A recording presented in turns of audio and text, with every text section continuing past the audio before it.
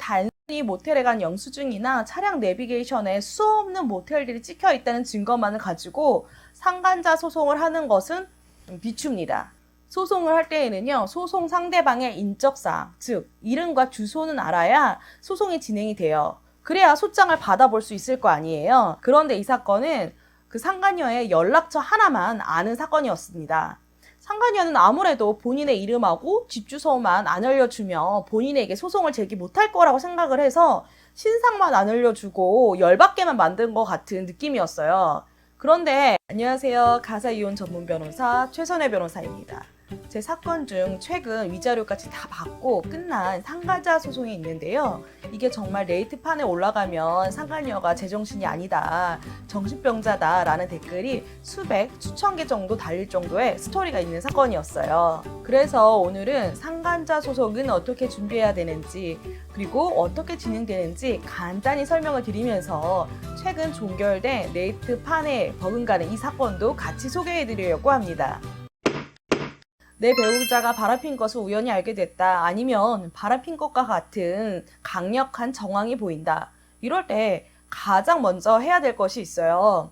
바로 외도의 증거를 수집하는 것입니다. 배우자의 부정한 행위로 이혼을 할 때 부정한 행위를 했다는 증거만 있으면 되지만 상간자 소송은 내 배우자가 유부나 유부녀라는 것을 상대방이 알았다는 증거도 있어야 됩니다. 여러분, 절대 먼저 증거를 모으지도 않은 상황에서 배우자만 닥달하시면 안 됩니다. 이런 경우 증거를 죄다 없애버리거든요. 이렇게 증거가 없을 땐 바람핀 당사자들이 증거가 없으니 나 바람핀 거 아니야 라고 우기면 소송을 하더라도 이길 수가 없으니까 당사자만 답답하게 되는 거죠. 그리고 배우자나 상간자들이 성격 유형에 따라서 최소한 바람핀 정황이 되는 증거를 제시를 하면 이실직고 비는 타입이 있고요. 절대 다 바람핀 거 아니다 잡아 떼는 경우도 있어요. 후자의 경우에는 정말 확실한 증거가 없으면 소송에서 지고 바람핀 주제에 뻔뻔하게 구는 모습을 보게 되니까 화병만 나거든요. 그러니까 철저히 증거 수집부터 해야 됩니다. 증거 없이 바람을 의심하면요, 오히려 배우자를 의처증, 의부증 환자 취급하면서 화내는 경우 의외로 많습니다.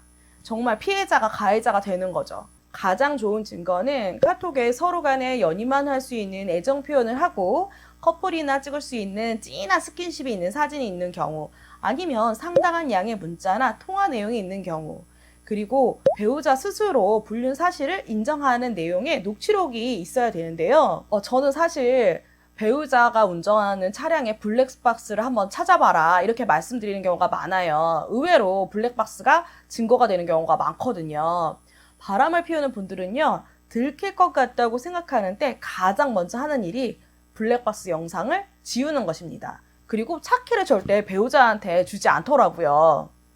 그리고 단순히 모텔에 간 영수증이나 차량 내비게이션에 수없는 모텔들이 찍혀 있다는 증거만을 가지고 상간자 소송을 하는 것은 비춥니다. 이렇게 하는 경우에요, 사실 질 가능성이 더 높거든요. 이 증거만으로는 누구랑 갔는지도 알 수 없고 모텔의 목적이 숙박이기 때문에 외도했다는 직접적인 증거가 되기는 부족해요.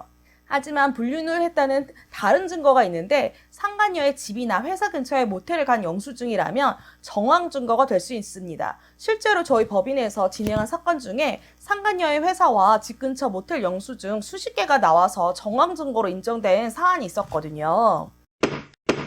최근 종결된 상간자 소송은요, 사실 증거 걱정은 전혀 할 필요가 없었어요. 상간녀가 처음에는 배우자와 바람피는 사이라는 걸 숨기고 의뢰인에게 고의적으로 접근한 후에 연락처를 서로 주고받았거든요. 그 이후에 상간녀가 일방적으로 불륜의 증거가 되는 문자와 카톡을 계속 보내줬어요.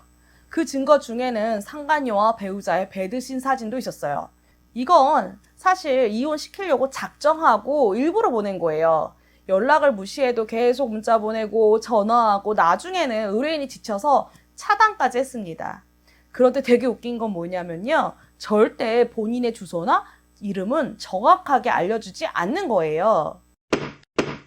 소송을 할 때에는요, 소송 상대방의 인적사항, 즉 이름과 주소는 알아야 소송이 진행이 돼요. 그래야 소장을 받아볼 수 있을 거 아니에요. 그런데 이 사건은 그 상간녀의 연락처 하나만 아는 사건이었습니다.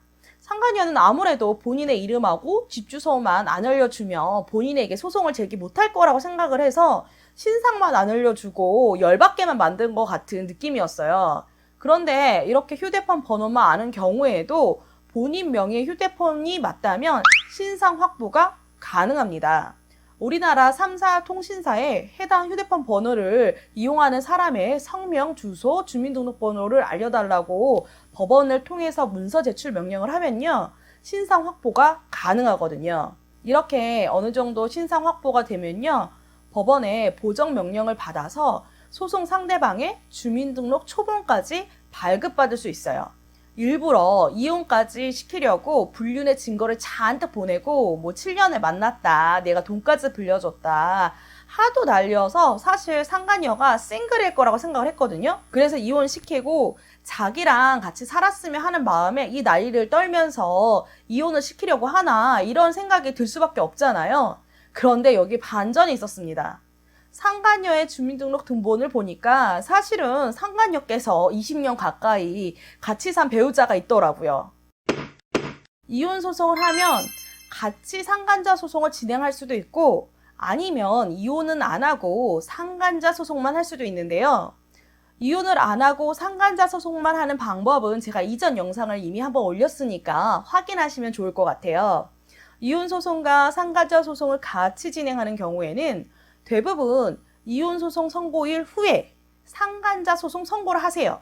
상간자와 부정행위로 인해서 이혼까지 이르렀는지가 위자료에 반영되기 때문인데요. 그런데 이 사건은 증거가 너무 확실하고 이혼 소송도 여러 이유로 길어질 것이 예상되니까 재판부께서 화해 공고 결정을 해주셔서 상간자 소송이 먼저 종결됐어요. 그런데 이 상간녀가 진짜 보통은 아닌 거죠. 법원의 화해 공고 결정으로 위자료까지 지급을 다 하고 나서 우리 의뢰인한테 애랑 살라고 내가 보내줬다 이런 문자를 보내더라고요. 아주 몹쓸 사람이더라고요. 진짜 제 변호사 인생에 손꼽히는 미친 자였어요.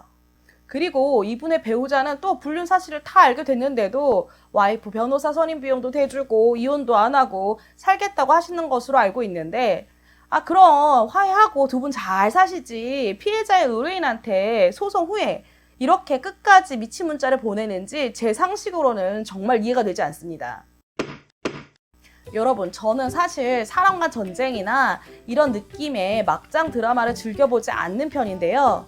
이런저런 사건 하다 보면 막장 드라마가 제 사건이더라고요. 인간이 상상할 수 있는 건 현실 어딘가에서는 발생하고 있는 것 같습니다. 지금까지 최변TV의 최선아 변호사였고요. 도움이 되셨다면 구독, 좋아요, 알람, 댓글 부탁드릴게요.